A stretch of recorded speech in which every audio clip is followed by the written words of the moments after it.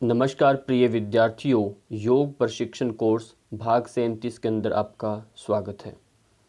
सुप्तासन, सुप्त वीर आसन के बारे में हम जानेंगे आज इस वीडियो के माध्यम से।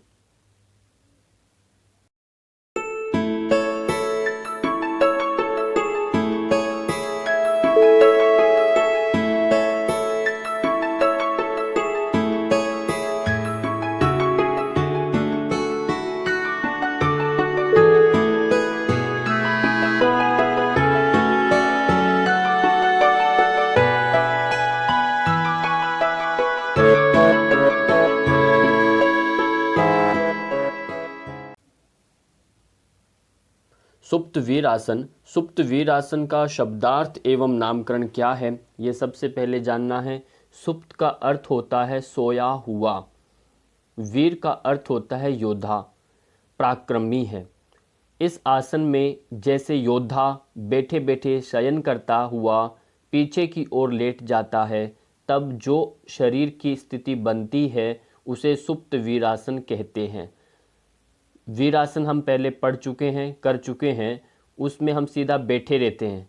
अब यहाँ आपको पीछे की ओर होकर के लेटना है, तो सुप्त वीरासन कहलाएगा ये।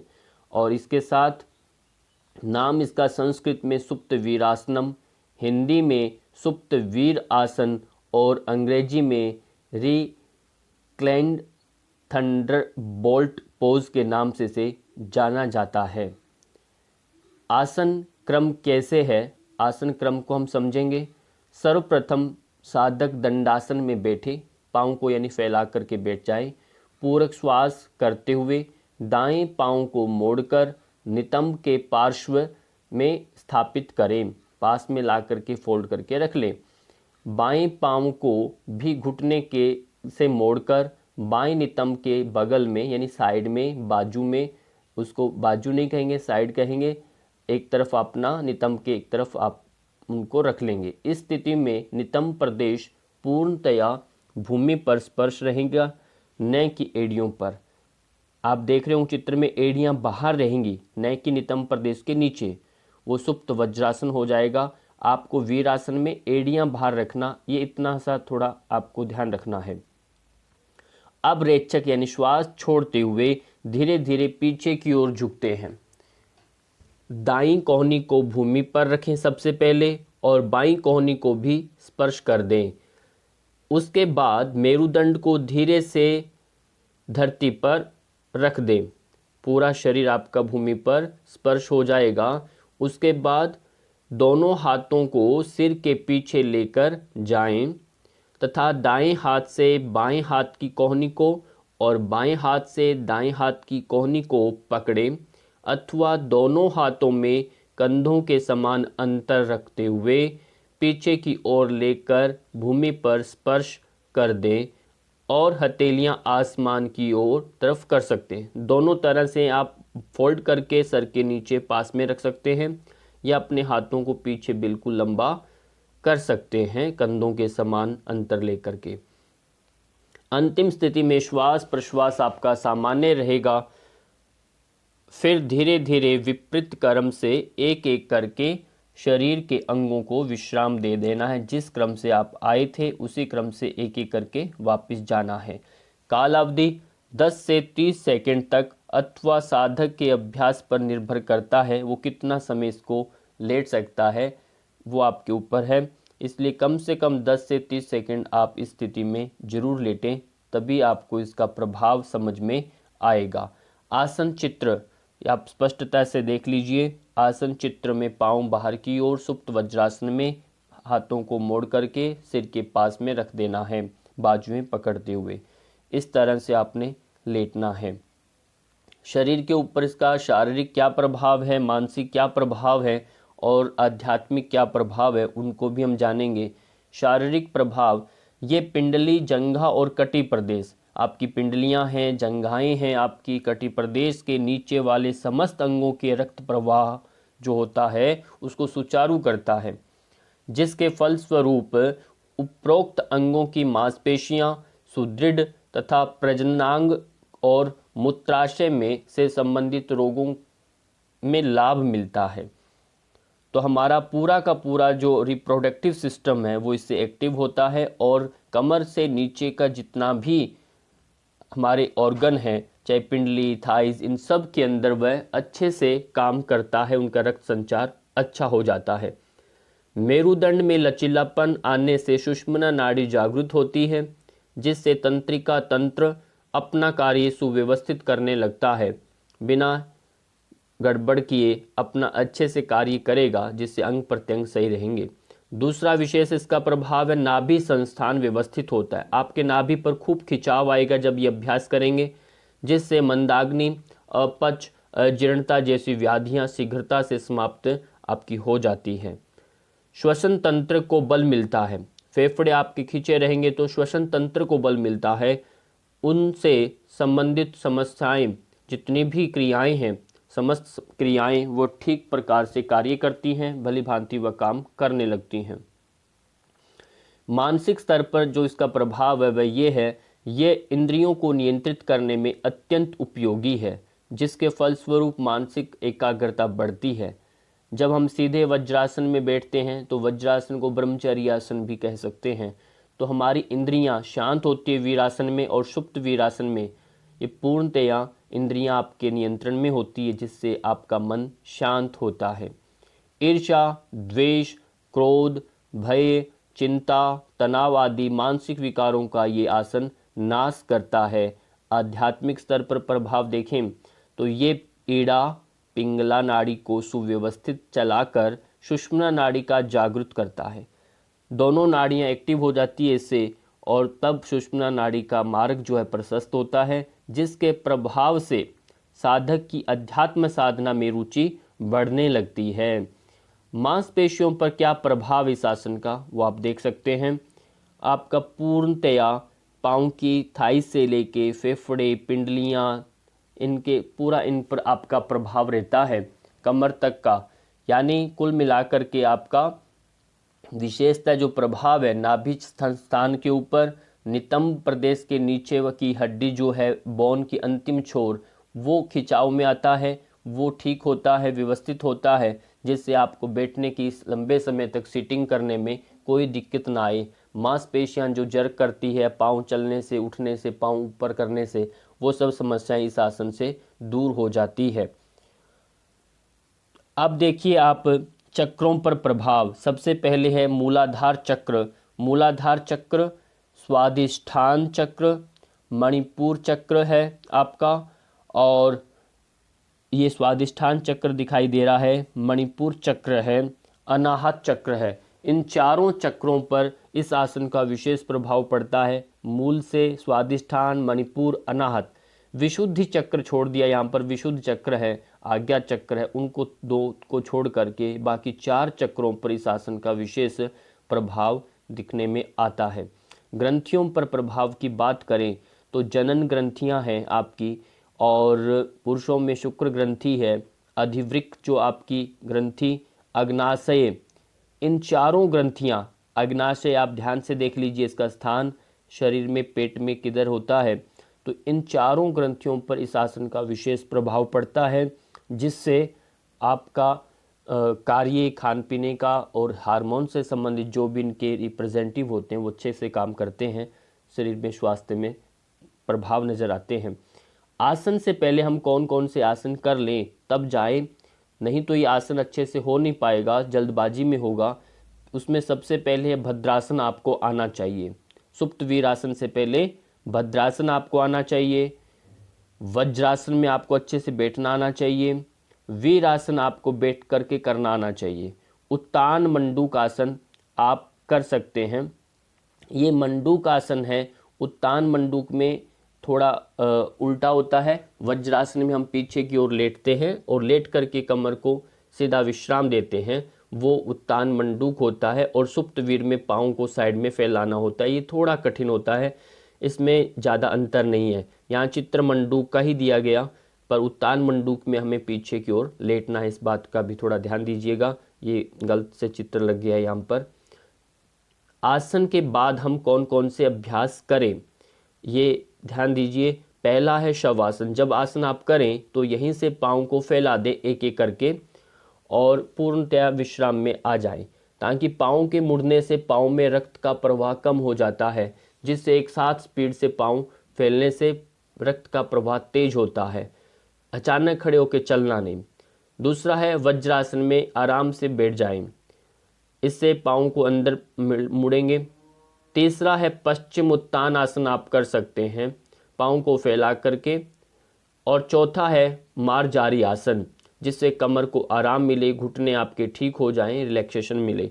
तो ये 4 प्रकार के जो अभ्यास हैं, इसके पूरक आसन हैं, इन चारों को आप कर सकते हैं, एक एक करके कर सकते हैं, पर करना कोई ना कोई आसन जरूर है।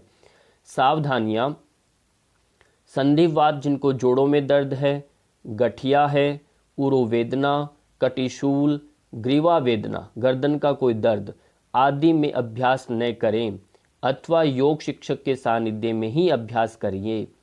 गर्भवती महिला 4 माह के पश्चात अभ्यास न करे। 4 महीने दी है, पूर्ण हो चुके हैं गर्भावस्था धारण किए हुए, तो उसके बाद ये अभ्यास नहीं करना। तीसरा है स्त्रियां ऋतुकाल के समय अभ्यास न करें। इस बात का भी ध्यान रखना, ऋतुकाल के दौरान इसको नहीं करना। विशेष बातों के अंदर अभ्यास को करते समय तथा छोड़ते समय शीघ्रता नहीं करना। ये बार बार बताया जाता है, ये पंक्ति जो है सभी में आती है, सभी में लागू होती है, सभी आसनों में। शीघ्रता नहीं करना। शीघ्रता करने से कार्य पूर्ण नहीं होता, उसका प्रभाव हमें समझ में नहीं आता। और दूसरा है इससे पूर्व वीरासन के अभ्यास में सिद्धस्त जब हो जाए तभी आप सुप्त वीरासन में जाएंगे। ये कंडीशन भी इन्होंने दी है वीरासन से पहले। भोजन के उपरांत, भोजन यानी भोजन के बाद वीरासन तथा सुप्त वीरासन का अभ्यास किया जा सकता है। यदि आपको लेटना है, कमर दर्द, दिन भर आप सिटिंग के काम करते हैं, तो आप चाहें तो सोते वक्त यदि आपने 10-15 मिनट घूम लिए हैं, आप वज्रासन में पीछे लेट सकते हैं। इससे आपको आराम भी मिलेगा, भोजन को भी आराम मिलेगा, कमर को भी आराम मिलेगा। तो ये भी एक अपने आप में एक विकल्प है, वज्रासन में बैठना और वीरासन में बैठना भोजन के तुरंत बाद। तो सुप्त वीरासन, सुप्त वज्रासन में भी आप लेट सकते हैं, पर ऐसा ना हो कि बहुत ज़्यादा आपने खा लिया फिर आप लेट रहे हैं, ऐसा नहीं। हल्का फुल्का यदि आपने भोजन इत्यादि किया है तो विश्राम लेना चाहते हैं, तो उस समय आप ऐसी स्थिति में सुप्त वीरासन में लेट सकते हैं। सुप्त वज्रासन थोड़ा सा पेट पर ज़्यादा प्रेशराइज करता है और सुप्त वीरासन सरल है, इसलिए सुप्त वीरासन में आप लेट सकते हैं पीछे करके पाँव को। तो अब ये आपका एक थ्योरी यानी आपका विधि पूर्णतः हमें समझ में आ गया, लाभ हानि क्या है। अब आगे इसी का हम वीडियो और विशेष बातों पर ध्यान देंगे। अभी हम सुप्त वीरासन का अभ्यास देखेंगे चलते हुए वीडियो के माध्यम से। दोनों पांव सीधे हैं। सर्वप्रथम जैसे हम वज्रासन में बैठते हैं वैसे बैठना। वज्रासन में हम एड़ियों के ऊपर बैठते हैं, पर इसमें एड़ियों के ऊपर नहीं बैठना, साइड में आपको पाँव को फोल्ड करके रख देना, यानी दोनों नितंबों के दाएं बाएं रख लेना है। आपका नितंब प्रदेश पूरे भूमि पर टिके हुए हैं। कमर को सीधा कर लेना, श्वास इसमें सामान्य है। फिर दाहिने हाथ को साइड में करवट लेते हुए फिर बाएं हाथ को भूमि पर रखना और यहीं से श्वास छोड़ते हुए धीरे धीरे अपने हाथों के सहारे भूमि पर लेट जाना है। लेट जाने के बाद क्या करना, स्वयं को व्यवस्थित कर लिया, कंधे सही हो गए। फिर एक एक करके दोनों हाथों को आप पीछे की ओर लेकर जाएंगे। ये आपका सुप्त वज्रासन की स्थिति है, सुप्त वीरासन का स्थिति है। दोनों हाथों को एक एक करके पीछे लेकर गए, श्वास भरते हुए आपने गए, श्वास सामान्य है अभी। फिर धीरे से देखो बाजू कैसे पकड़ना, ऐसे क्रॉस करते हुए एक दूसरे की बाजुओं को हाथों से पकड़ लेना। ये भी एक सुप्त वीरासन की मुद्रा है, हाथों को मोड़ करके भी और हाथ बिल्कुल सीधे पीछे करके भी कर सकते हैं और सामने आगे पाँव के पास में भी रख करके कर सकते हैं। इस तरह से अंतिम स्थिति जो होती है, आपका ध्यान पूरा नाभि पर रहता है, श्वास प्रश्वास सामान्य रहता है और आते समय वैसे ही जैसे गए एक एक करके हाथ को विश्राम देना, वापिस आना है और यहाँ से उठने की आवश्यकता नहीं। कैसे आना, एक एक करके पाँव को साइड में करवट ले करके भी और या धीरे से पाँव को सीधा कर सकते हैं।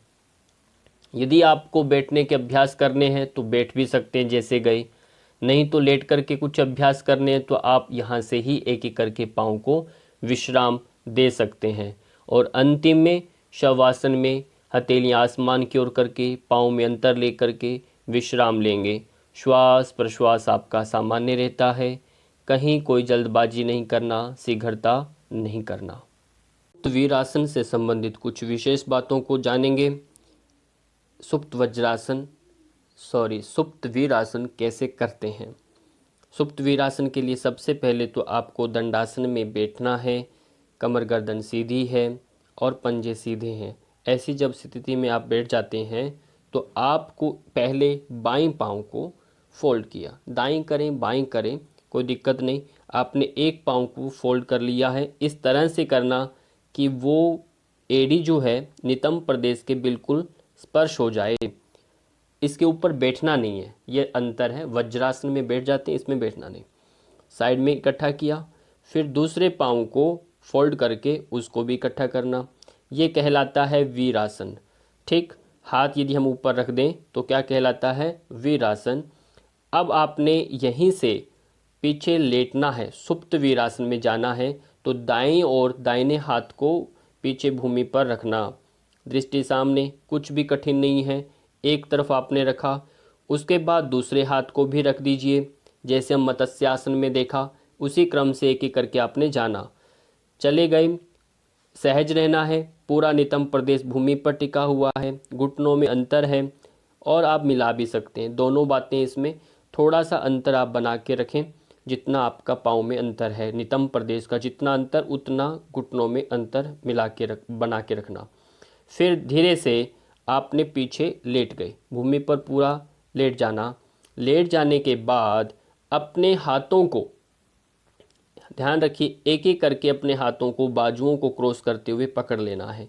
बाजुओं को पकड़ लेना है, पेट को ढीला छोड़ देना है, कमर को ढीला छोड़ देना है, एड़ियाँ पास में स्पर्श है इस बात का ध्यान रखना, पंजे फ्लैट हैं, लंबे हैं, ध्यान रखना, और घुटने भूमि पर टिके हुए हैं, इस बात को महसूस करना। अंत में श्वास प्रश्वास आपका सामान्य रखना है, शिथिल रख देना है, कंधों को ढीला छोड़ देना है, यानी पूर्ण जैसे हम शवासन में शिथिल होकर के विश्राम लेते हैं, ऐसे ही सुप्त वीरासन में आप विश्राम ले रहे हैं, सो रहे हैं, इस भाव को ध्यान रखना है, पूरा शरीर में कहीं अकड़ न रहे।